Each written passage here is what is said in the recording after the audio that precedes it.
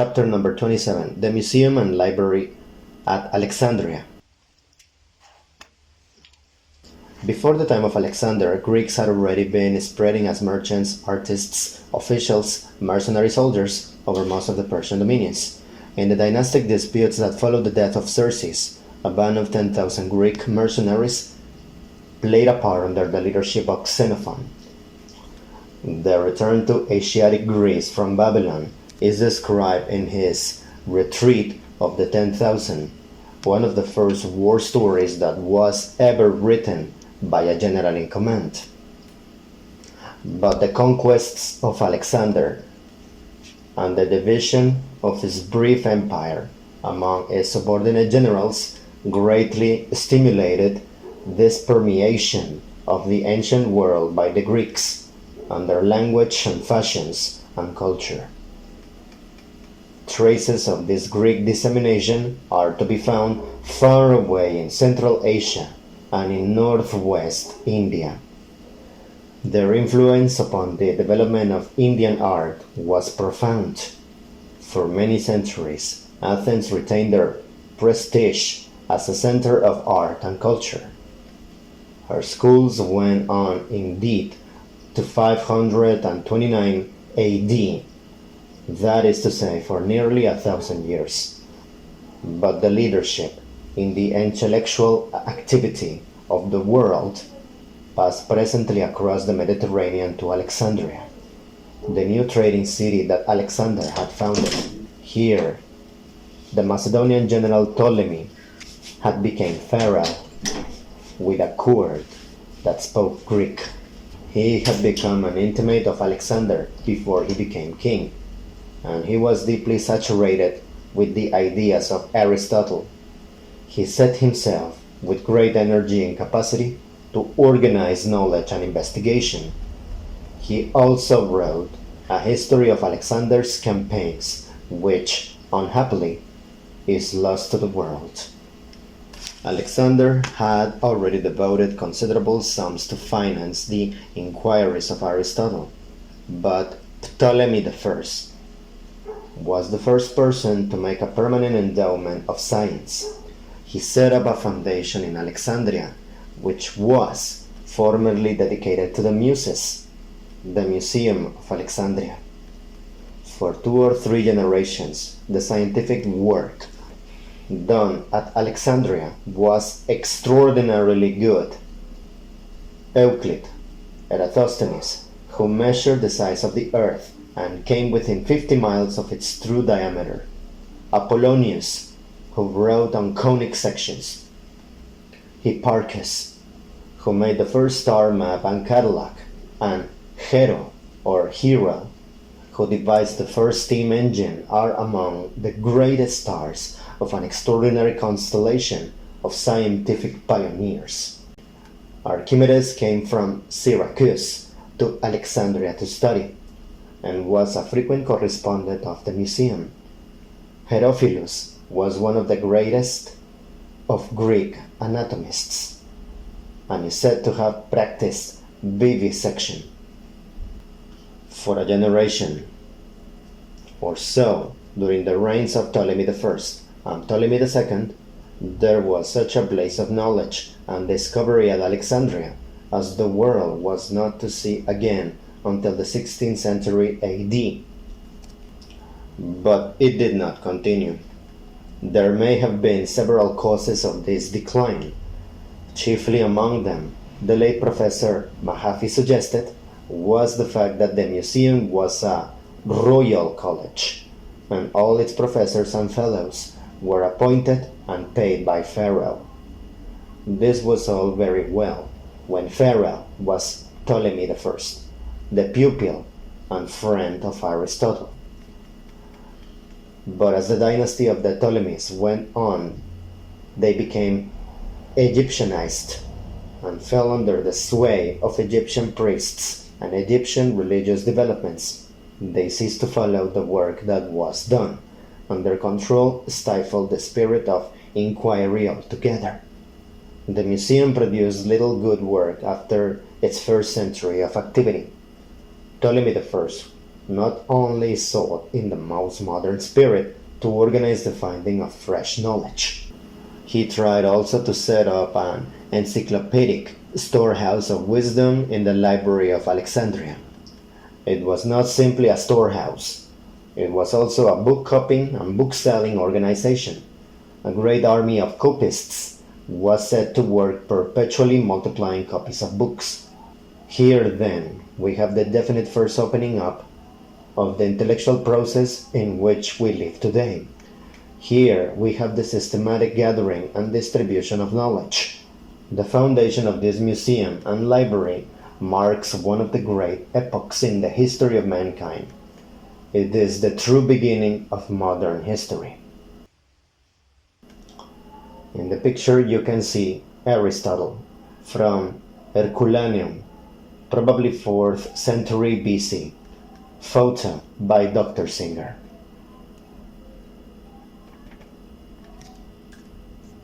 Both the work of research and the work of dissemination went on under serious handicaps. One of these was the great social gap that separated the philosopher, who was a gentleman, from the trader and the artisan.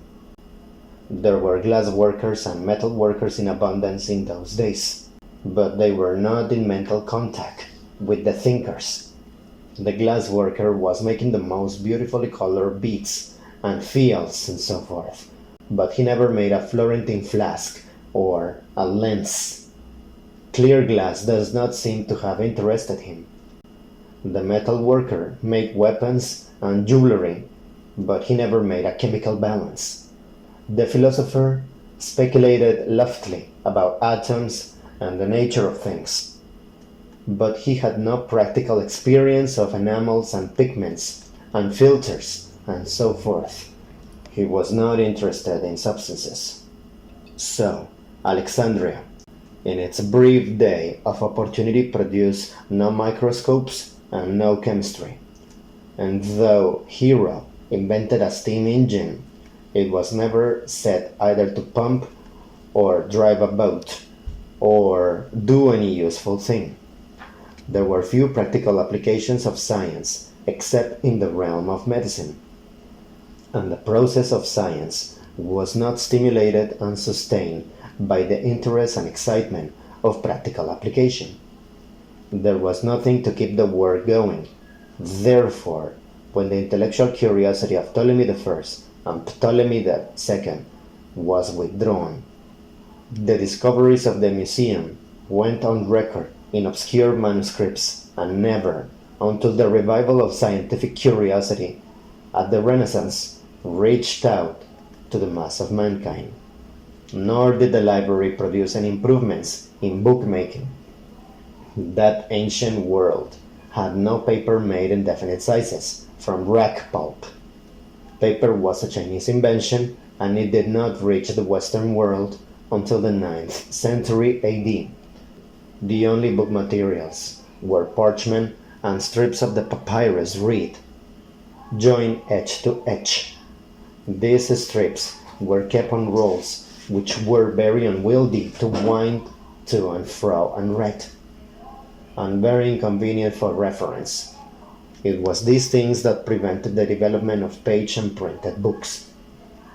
Printing itself was known in the world, it would seem, as clearly as the old Stone Age.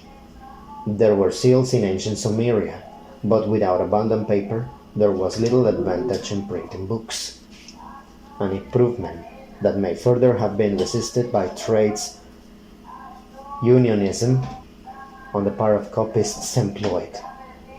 Alexandria produced abundant books, but not cheap books, and it never spread knowledge into the population of the ancient world below the level of a wealthy and influential class. In the picture you can see a statuette of Maitreya, the Buddha to come, a Greco-Buddhist sculpture of the 3rd century AD, from Malakand, NW province, now in the India Museum. So, it was this blaze of intellectual enterprise never reached beyond a small circle of people in touch with the group of philosophers collected by the first two Ptolemies. It was like the light in a dark lantern, which is shut off from the world at large. Within the blaze might be blinding bright, but nevertheless it is unseen. The rest of the world went on its own ways unaware that the seed of scientific knowledge was one day to revolutionize it altogether had been sown. Presently, a darkness of bigotry fell upon Alexandria. Thereafter, for 1,000 years of darkness, the seed that Aristotle had sown lay hidden. Then it stirred and began to germinate. In a few centuries, it had become that widespread growth of knowledge and clear ideas that is now changing the whole of human life. In the picture you can see the death of Buddha, Greco-Buddhist carving from Sibat Valley, NW province, probably AD 305, in the India Museum. Alexandria was not the only center of Greek intellectual activity in the 3rd century BC. There were many other cities that display a brilliant intellectual life amidst the disintegrating fragments of the brief empire of Alexander. There was, for example, the Greek city of Syracuse in Sicily, where thought and science flourished for 2 centuries. There was Pergamon in Asia Minor, which also had a great library. But this brilliant Hellenic world was now stricken by invasion from the north. New Nordic barbarians, the Gauls, were striking down along the tracks that had once been followed by the ancestors of the Greeks and Phrygians and Macedonians. They raided, shattered, and destroyed, and in the wake of the Gauls came a new conquering people out of Italy, the Romans, who gradually subjugated all the western half of the vast realm of Darius and Alexander. They were an able but unimaginative people, preferring law and profit to either science or art. New invaders were also coming down out of Central Asia to shatter and subdue the Seleucid Empire and to cut off the Western world again from India.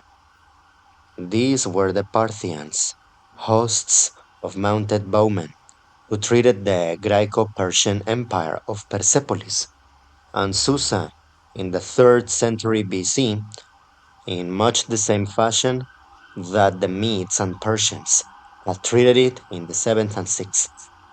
And there were now other nomadic peoples also coming out of the northeast, peoples who were not fair and Nordic and Aryan speaking, but yellow skin and black hair and with a Mongolian speech. But these latter people we shall tell more in a subsequent chapter. End of chapter. Chapter number 28. The life of Gautama Buddha. But now we must go back 3 centuries in our story to tell of a great teacher who came near to revolutionizing the religious thought and feeling of all of Asia. This was Gautama Buddha, who taught his disciples at Benares in India about the same time that Isaiah was prophesying among the Jews in Babylon and Heraclitus was carrying on his speculative inquiries into the nature of things at Ephesus. All these men were in the world at the same time, in the 6th century BC, unaware of one another.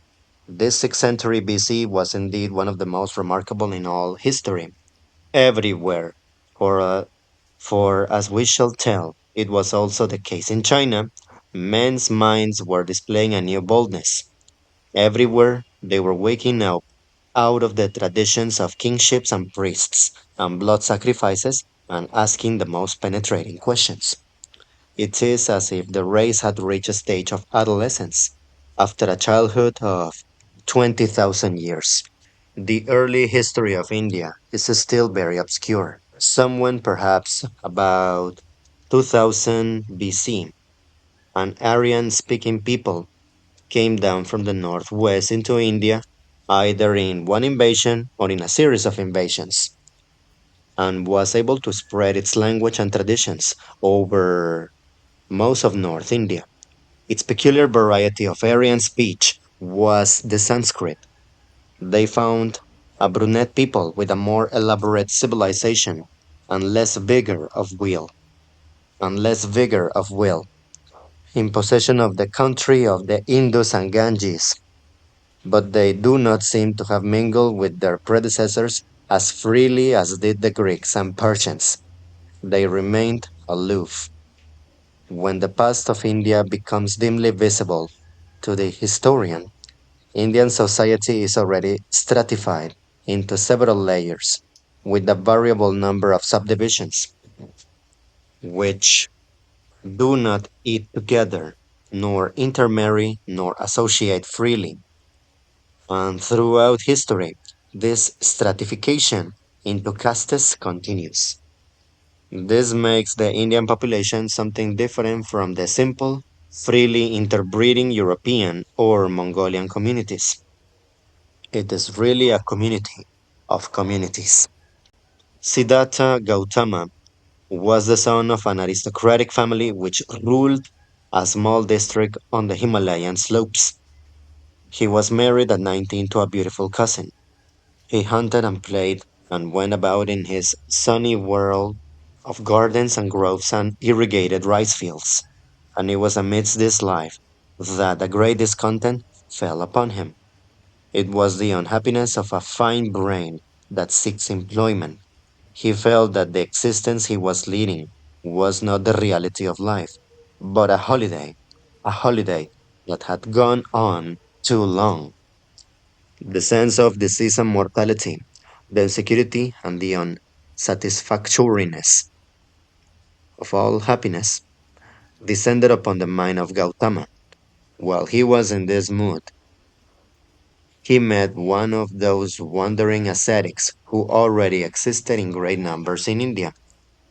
These men lived under severe rules, spending much time in meditation and in religious discussion. They were supposed to be seeking some deeper reality in life, and a passionate desire to likewise took possession of Gautama.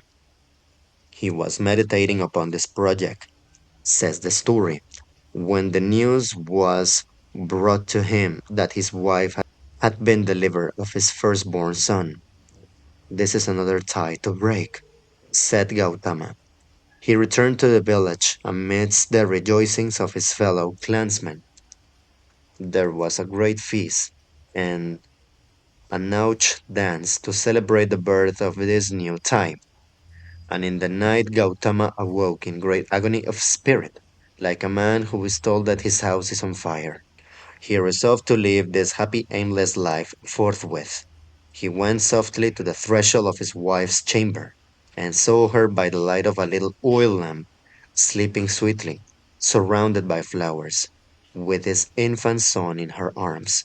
He felt a great craving to take up the child in one first and last embrace before he departed. But the fear of waking his wife prevented him, and at last he turned away and went out into the bright Indian moonshine and mounted his horse and rode off into the world.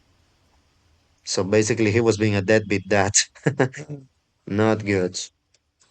In the picture, you can see a Tibetan Buddha, gilt brass casting in India Museum, showing Gautama Buddha in the Earth Witness attitude. Indian Museum.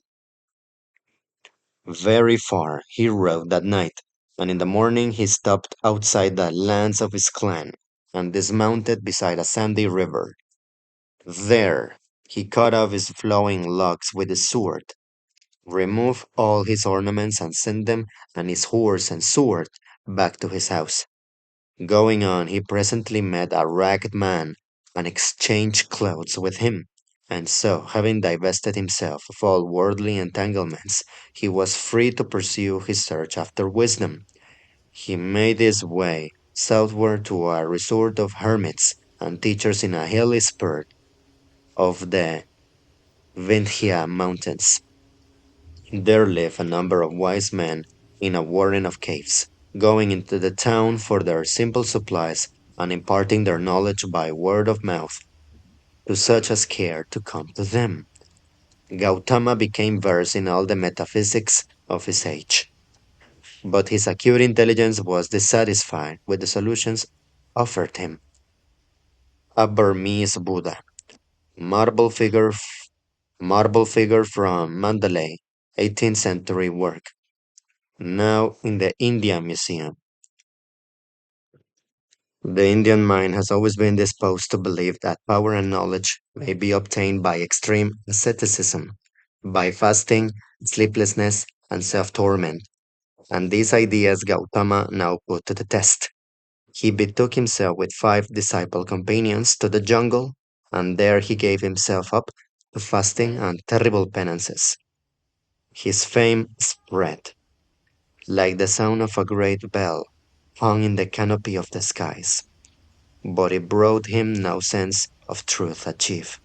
One day he was walking up and down, trying to think in spite of his enfeebled state. Suddenly he fell unconscious. When he recovered, the preposterousness of these semi magical ways to wisdom was plain to him.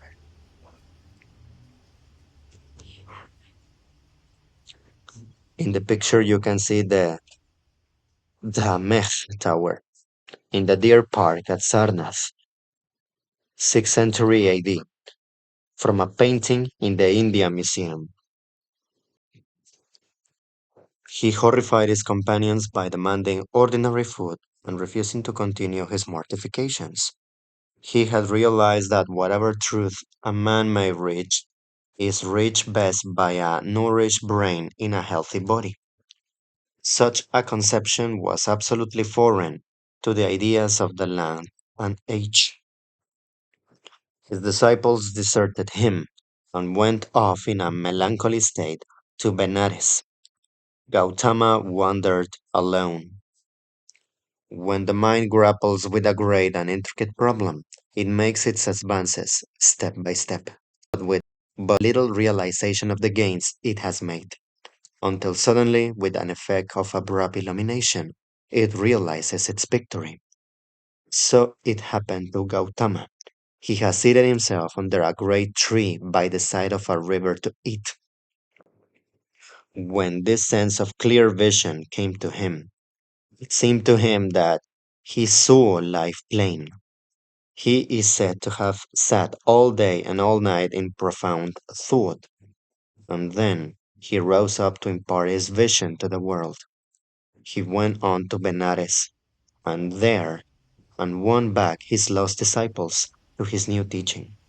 In the king's deer park at Benares, they built themselves huts and set up a sort of school to which came many who were seeking after wisdom.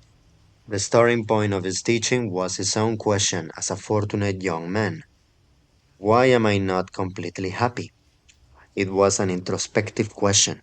It was a question very different in quality to the frank and self forgetful, externalized curiosity with which Thales and Heraclitus were attacking the problems of the universe, or the equally self forgetful burthen of moral obligation that the culminating prophets were imposing upon the Hebrew mind. The Indian teacher did not forget self. He concentrated upon self and sought to destroy it. All suffering, he thought, was due to the greedy desires of the individual. Until man has conquered his personal cravings, his life is trouble and his end sorrow. There were 3 principal forms that the craving for life took, and they were all evil. The first was the desire of the appetites, greed, and all forms of sensuousness.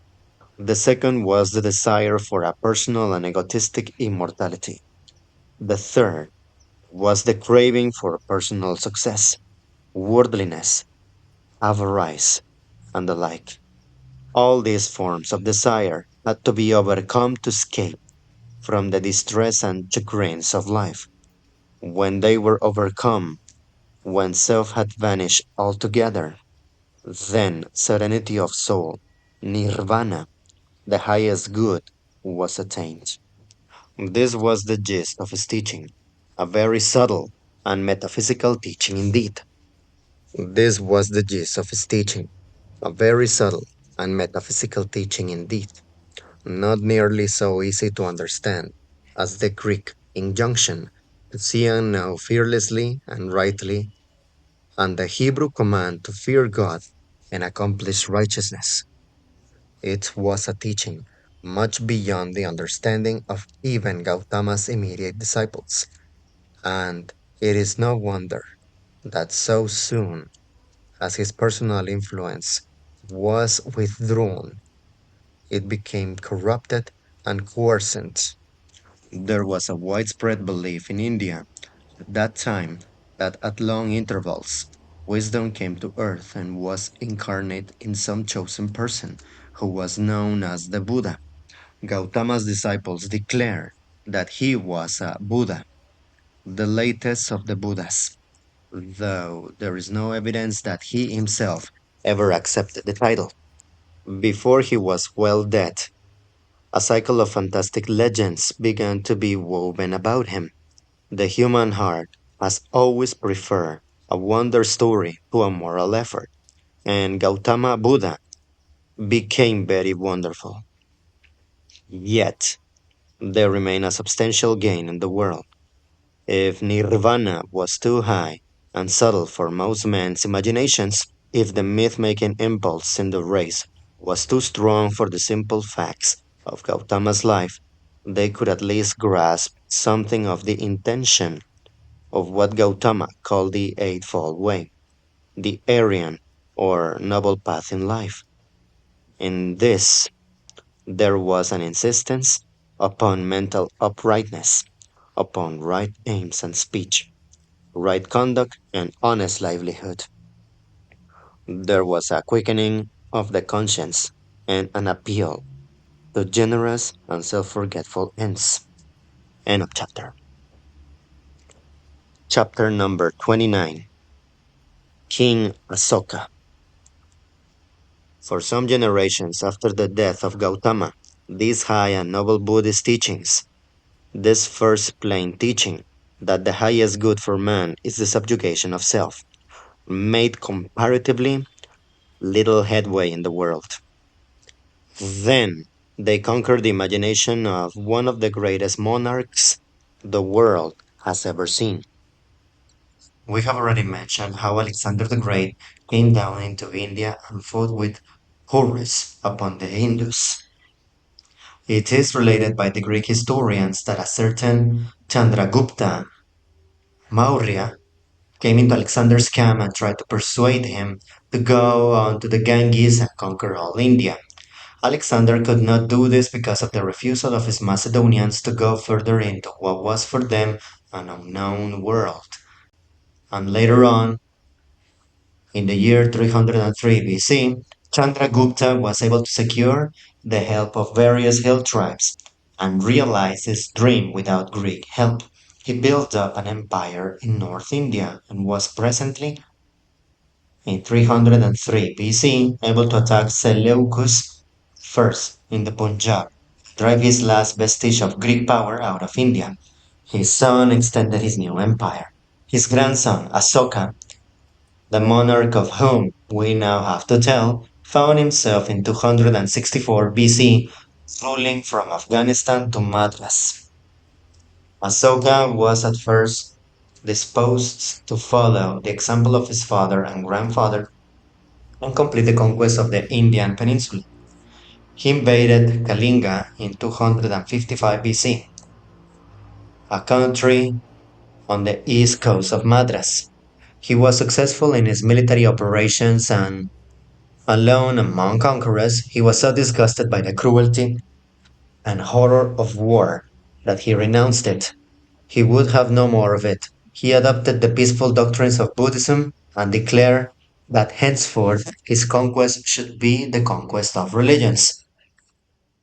In the picture you can see, in the picture you can see a Lohan or Buddhist apostle. Tang Dynasty, from the statue in the British Museum. His reign for 820 years was one of the brightest interludes in the troubled history of mankind. He organized a great digging of wells in India and the planting of trees for shade. He founded hospitals and public gardens and gardens for the growing of medicinal herbs. He created a ministry for the care of the aborigines and subject races of India. He made provisions for the education of women. He made vast benefactions to the Buddhist teaching orders and tried to stimulate them to a better and more energetic criticism of their own accumulated literature.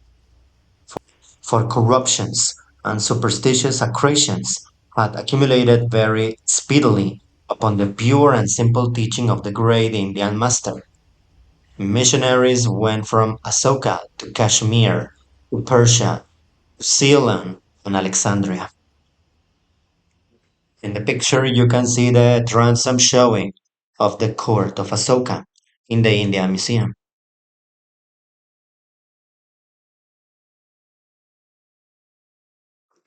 And in this second picture, you can see Asoka panel from her hood in the India Museum. Such was Asoka, greatest of kings.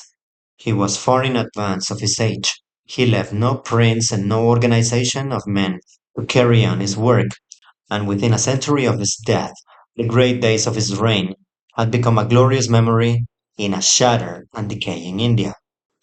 The priestly caste of the Brahmins, the highest and most privileged caste in the Indian social body, has always been opposed to the frank and opening teaching of Buddha. Gradually, they undermined the Buddhist influence in the land. The old monstrous gods, the innumerable cults of Hinduism resumed their sway. Caste became more rigorous and complicated. For long centuries, Buddhism and Brahminism flourished side by side, and then slowly Buddhism decayed and Brahminism, in a multitude of forms, replaced it.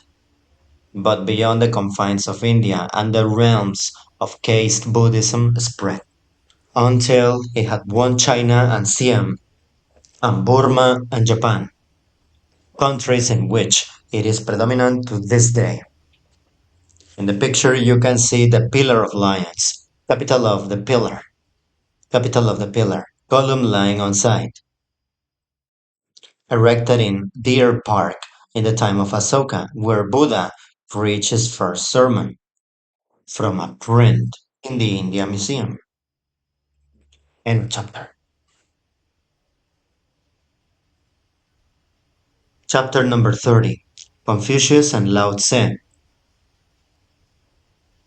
We have still to tell of two other great men, Confucius and Lao Tse, who lived in that wonderful century which began the adolescence of mankind, the 6th century BC.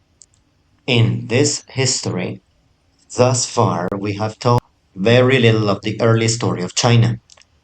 Present, that early history is still very obscure, and we look to Chinese explorer and archaeologists in the new China that is now arising to work out their past as thoroughly as the European past has been worked out during the last century.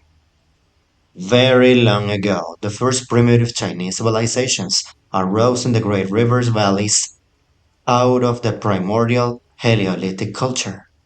They had, like Egypt and Sumeria, the great characteristics of that culture, and they center upon temples in which priests and priest kings offered the seasonal blood sacrifices. The life in those cities must have been very like the Egyptian and Sumerian life of 6 or 7,000 years ago, and very like the Maya life of the Central America 1,000 years ago. If there were human sacrifices, they had long given way to animal sacrifices before the dawn of history, and a form of picture writing was growing up long before 1,000 years BC. And just as the primitive civilizations of Europe and Western Asia were in conflict with the nomads of the desert, the nomads of the north, so the primitive Chinese civilizations had a great cloud of nomadic peoples on their northern borders. There was a number of tribes, keen in language and ways of living, who are spoken of in history in succession as the Huns, the Mongols, Turks, and Tartars. They changed and divided and combined and recombined, just as the Nordic peoples in North Europe and Central Asia changed and varied in name rather than in nature. These Mongolian nomads had horses earlier than the Nordic peoples, and it may be that in the region of the Altai Mountains they made an independent discovery of iron somewhere after 1000 BC. And just as in the Western case, so ever and again these Eastern nomads would achieve a sort of political unity and become the conquerors and masters and revivers of this or that settled and civilized region. It is quite possible that the early civilization of China was not Mongolian at all, any more than the earliest civilization of Europe was Western Asia, than the earliest civilization of Europe and Eastern Asia was Nordic or Semitic. It is quite possible that the earliest civilization of China was a brunette civilization and of a piece with the earliest Egyptian, Sumerian, and Dravidian civilization, and that when the first recorded history of China began, there had already been conquests, an intermixture.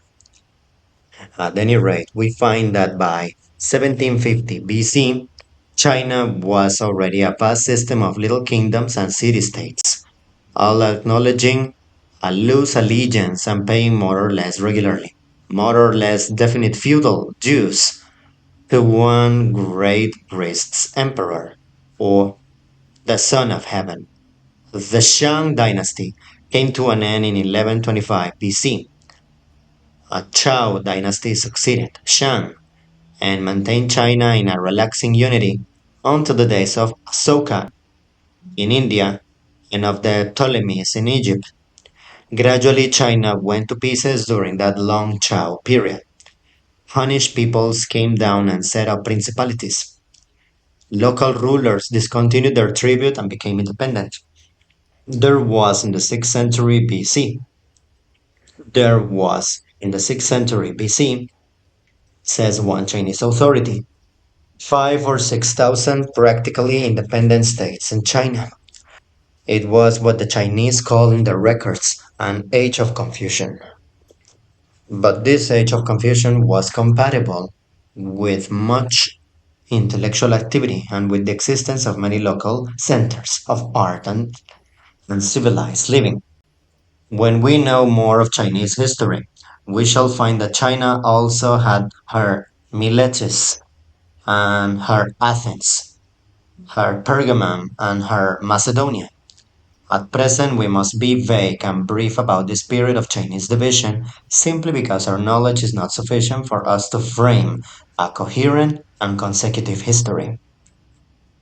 In the picture, you can see Confucius, copy of stone carving in the temple of Confucius at Fu, from the records of the archaeological mission to North China, Chauvins. And just as in divided Greece there were philosophers and in shattered and captive Jewry prophets, so in disordered China there were philosophers and teachers at this time. In all these cases, insecurity and uncertainty seem to have quickened the better sort of mind. Confucius was a man of aristocratic origin and some official Confucius was a man of aristocratic origin and some official importance in a small state called Lu. Here, in a very parallel mode to the Greek impulse, he set up a sort of academy for discovering and teaching wisdom. The lawlessness and disorder of China distressed him profoundly. He conceived an ideal of a better government and a better life, traveled from state to state seeking a prince who would carry out his legislative and educational ideas. He never found his prince. He found a prince, but court tricks undermined the influence of the teacher and finally defeated his reforming proposals. It is interesting to note that a century and a half later, The Greek philosopher Platon also sought a prince, and was for a time vicar to the tyrant Dionysius, who ruled Syracuse in Sicily. Confucius died a disappointed man. No intelligent ruler arises to take me as his master, he said, and my time has come to die. But his teaching had more vitality than he imagined in his declining and hopeless years, and it became a great formative influence with the Chinese people. It became one of what the Chinese call the three teachings, the other two being those of Buddha and Lao Tse. The gist of the teaching of Confucius was the way of the noble or aristocratic man. He was concerned with personal conduct as much as Gautama was concerned with the peace of self forgetfulness, and the Greek with external knowledge, and the Jew with righteousness. He was the most public minded of all great teachers. He was supremely concerned by the confusion and miseries of the world, and he wanted to make men noble in order to bring out a noble world. He sought to regulate conduct to an extraordinary extent, to provide sound rules for every occasion in life. A polite, public spirited gentleman, rather sternly self disciplined, was the ideal he found already developing in the northern Chinese world, and one to which he gave a permanent form. In the picture, you can see the Great Wall of China as it crosses the mountains in Manchuria, photo by Underwood and Underwood.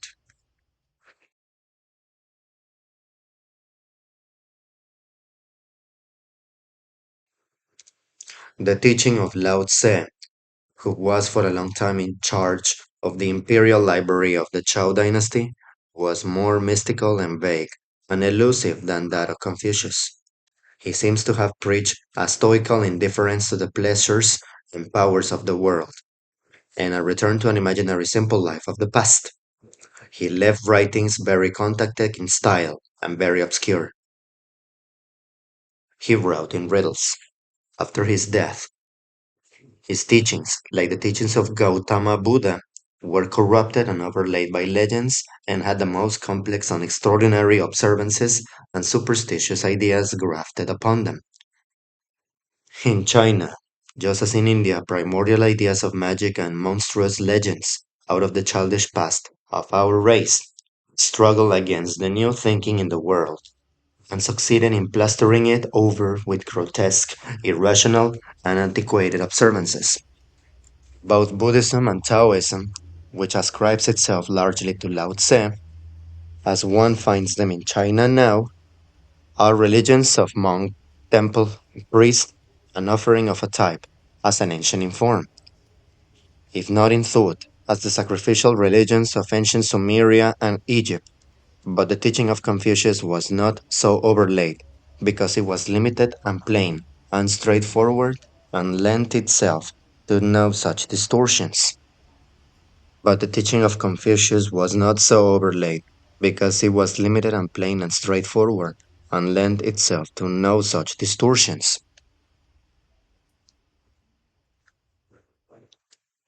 In the picture, you can see an early Chinese bronze bell, inscribed in archaic characters, made for use by the elder of Hing village in Ting district, latter half of the Zhou dynasty, 6th century BC, in the Victoria and Albert Museum.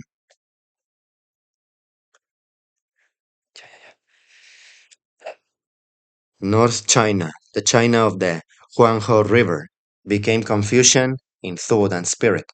South China, Yao Tse China, became Taoist.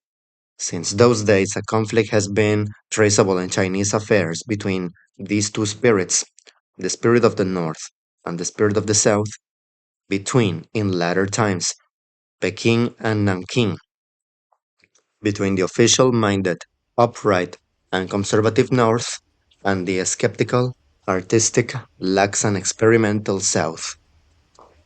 The divisions of China of the Age of Confucian reached their worst stage in the 6th century BC. The Zhou dynasty was so enfeebled and so discredited but that Lao Tse left the unhappy court and retired into private life. Three nominally subordinate powers dominated the situation in those days: Tse and Xin, both northern powers, and Chu, which was an aggressive military power in the Yangtze Valley. At last, Tse and Xin formed an alliance, subdued Ku, and imposed a general treaty of disarmament and peace in China. The power of Xin became predominant. Finally, about the time of Asoka in India, the Xin monarch seized upon the sacrificial vessels of the Chao emperor and took over his sacrificial duties. His son, Shi Huangti, king in 246 BC and emperor in 220 BC, is called in the Chinese chronicles the first universal emperor. More fortunate than Alexander, Shi Huangti reigned for 36 years as king and emperor. His energetic reign marks the beginning of a new era of unity and prosperity for the Chinese people. He fought vigorously against the Hunnish invaders from the northern deserts, and he began that immense work, the Great Wall of China, to set a limit to their incursions. End of chapter.